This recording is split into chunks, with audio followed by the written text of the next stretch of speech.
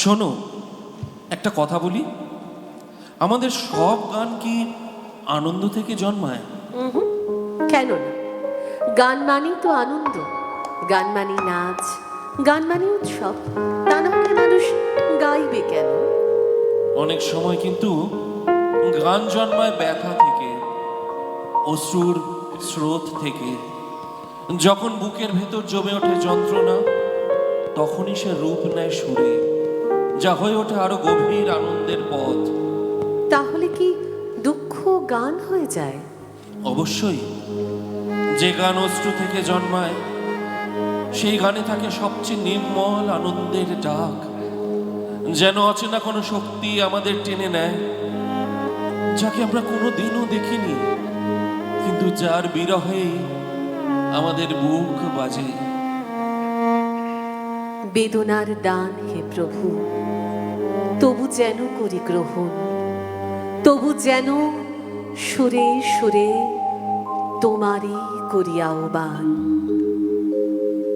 হাসিতে অশ্রু জলে, তবু যেন মোর প্রাণ ভরে, তবু যেন ব্যথার বাঁশি বাজে তোমারই নামের সুরে।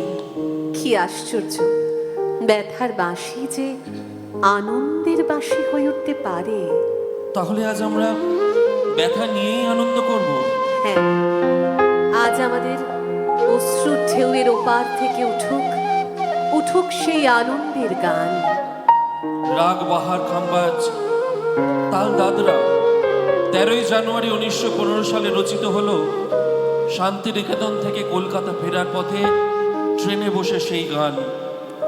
আনন্দ গান উঠুক তবে বাজি, এবার আমার ব্যথার বাঁশিতে।